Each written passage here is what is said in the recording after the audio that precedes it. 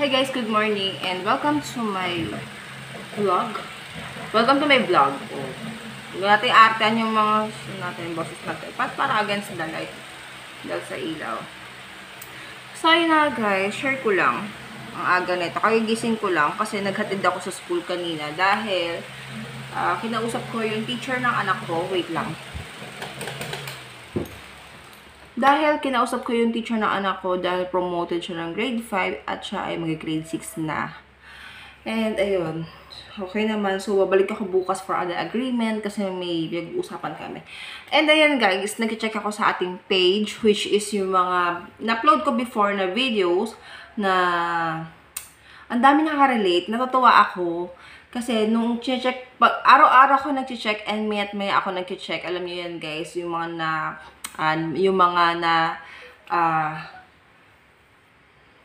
nare-replyan ko sa chat and then sa comments. Ayan. Natutuwa ako guys kasi ang dami nakaka-relate. Although hindi ko ikinakatuwa na ganun yung iisa yung sinasapit namin na pag once sa walang pera is iba trato. Hindi ko ikinakatuwa yun. Shit, wait lang. Although, gising mo. Although wala naman may gusto ng ganong itrato or ganong trato, di ba? Pero nakakatuwa lang na may mga nag-share ng video ko o mga sinishare yun sa mismo nilang profile yung video ko kasi ang dami nakaka-relate at masasabi ko lang na hindi lang din pala ako ang nakakaranas ng mga ganong trato. Ibig sabihin, madami pala talagang kupal sa mundong ibabaw na nabubuhay, di ba? Madami pala talagang demonyo at madami pala talagang kupal. Basta ayun, kupal. Yung mga taong kupal na nabubuhay sa mundong ibabaw na akala mo kung sino at feeling entitled na akala mo mga walang bahid ng dumi or dungi sa katawan para maging ganon. Yung kala mo, na ano ka, anak ka ba ni Pacquiao, anak ka ba ng Diyos para magganyan ka na maayos ka lang pag once na may pera.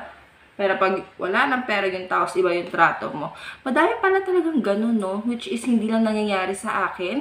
And then sa may mga kakilala ko. And then sa mga ibang followers ko na share pa yung mismong videos ko, and then meron pa nagko-comment na totoong nangyayari. Basta pinapatunayan nila na parang sila din mismo ang nakakaranas ng ganun. So, may iba tayo, okay guys? Nga guys, natuwa lang ako kasi may mga nag-share, and then ayun yung parang pinaka-support nila sa akin. Pero, I don't know kung niladanas din nila yun, pero siguro. Hi guys! Welcome back sa aking channel. And then guys, meron ako nabasang message sa ating page. Nagtatanong siya kung totoo ba na ang pagkain ng papayang hinog. Hinog ang sabi niya dito. Papayang hinog, which is yung color orange na. Nakakatulong para lumambot si Junjun. Kasi daw, sobra daw kaadikan ng kanyang sa karat. So, ang masasabi ko dito is, madaming patunay at madaming nagsasabi na pag once na sobra daw na mahilig si lalaki or si mister or basta si lalaki sa mga ganyan karat is pakainin daw ng papaya kasi nakakatulong daw to na hindi ganun ano yung kanyang, wait lang. Anong tawag sa, hindi ko siya pwedeng i-brutal or yung words. Nakakatulong daw to para yung kanyang libido bumababa lang, 'di ba? Hindi ko siya maano sa term na tama, pero ayun nga tinatawag is hindi siya totally na nakakapagpainit.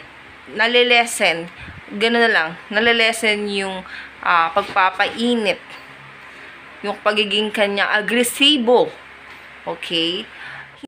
Hindi ko pa natatry ito sa partner ko before. Pero, ayun ang sabi nila na pag once si lalaki daw ay mahilig, is pakainin daw ng hinog.